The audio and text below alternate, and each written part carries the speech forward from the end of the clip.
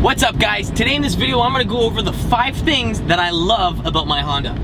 So I've had this car for about 4 years now and I just turned over 100,000 miles.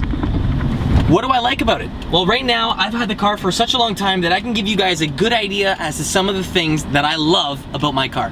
So let's get right into it with number 1. Something that's very important to consider when purchasing a car is 2 things. Number 1, how cheap it is to buy replacement parts for your vehicle, and number 2, how easy it is to actually work on the vehicle.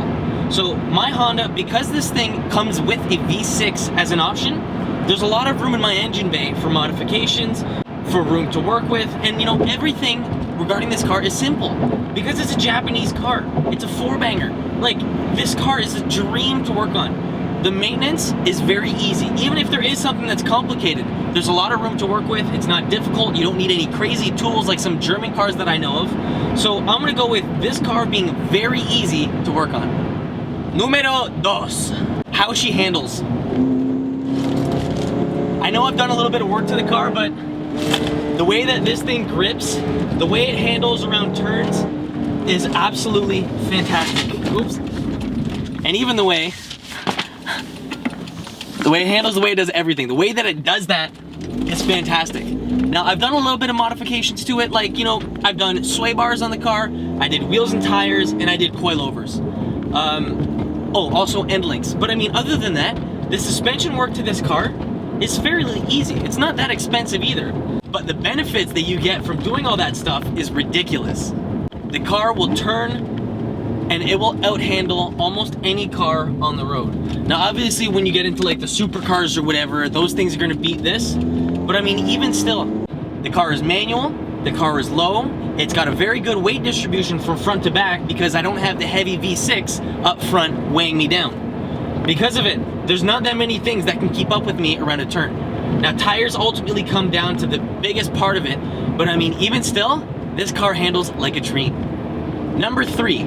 The practicality and functionality of this car is up there.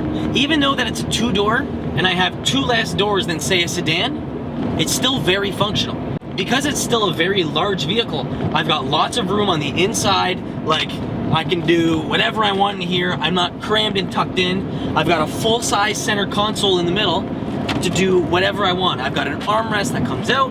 I've got a full-size back seat in the back. My dad, he's 6 foot, and he's 200 and something pounds, and he fits in the back of my car without a problem. There's headroom, there's leg room. Even though you're kind of shoehorning yourself to get in the back seats, there's still plenty of room. Also, the trunk. The trunk is very functional. I do have a set of subwoofers in the back, along with the box, and I know that does take up room, but even still with that huge box in the back of there, there's still plenty of room for me to put whatever I want back there and not have to worry about it. Worst case scenario, even if I'm, say, hauling 2x4s or whatever, obviously the car's not meant for it, but even if I did have to do that, I wouldn't have to worry about it because I can take the subs out easily, fold the back seats down, and I have all of the room in the world to work with. Because it's a 4-cylinder, it's very good on gas. It gets me from A to B without a problem, and I don't get stranded because I don't have to worry about this car breaking down on me. Obviously, if I do major engine work and, you know, run absolutely crazy numbers on a small engine, that's when my car is gonna start to break down and I'm gonna run into problems. But as it stands, the car has been perfect for me for the last couple of years. It's a perfect daily driver. With a couple mods, you can get the car looking fantastic. And that actually ties into number 4, the looks. The way this car looks completely sets it apart from any other coupe out there. Even though that this car is a front-wheel drive platform vehicle, it looks like it's rear-wheel drive. I get asked all the time, hey man, is that rear-wheel drive? You know, your car's sweet. Yo, can you drift it or whatever? Like, I can't drift it if I pull the e-brake and power slide. But it's not rear-wheel drive. It looks great, the body styling of it is awesome, and with a couple modifications, the car looks sweet. And that was ultimately the reason why I got this car. I saw this vehicle lowered on coilovers with a set of large aftermarket wheels, and the car looked great. I was like, you know what?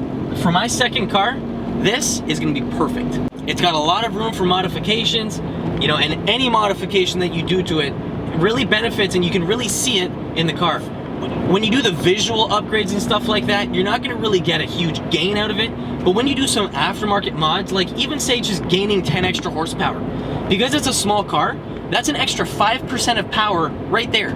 Because this vehicle has the 4-cylinder option in the front, I don't have to worry about an unbalanced vehicle. I don't have to worry about the back end stepping out at, say, high speeds. The car is very planted and grips. Like, if you ask any of my friends, they have a very tough time keeping up with my car. And I've got a guy looking at it right now, checking it out. He just gave me the thumbs up. Turn.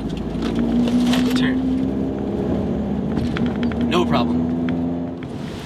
But that's not even the main reason why I love my Honda so much. The number one reason why I love it so much is because of how reliable it's been. I've beaten on this car, I've brought it to multiple track day events, I hoon it up and down every single time I get in the car, and I redline it all the time. And look at it.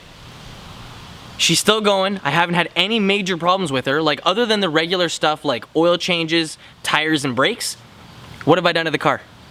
Like, the only time that I've ever actually done anything is when I'm replacing it with something better. So if I did larger sway bars, there was nothing wrong with the old ones. It was just, a matter of upgrading.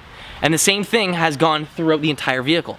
Like when I did my brakes, when I upgraded to the 4 pistons, the OEM ones, the original brakes that I had on the car weren't broken. They were still good to go, but it was just a matter of upgrading. And because of that, I love my car. And I don't know how I would do selling it or what I would do without it. Of course, I'm gonna have to grow into something else, move on to something else, but I don't know what, because like this car's got very big shoes to fill. Yeah, this is just a couple reasons why I love my Honda, and I can make this list go on and on. If you guys have any questions regarding the video, throw them down in the comment section below, and I'd be happy to help. Again, guys, thanks for watching. I'll catch you in the next one. Peace.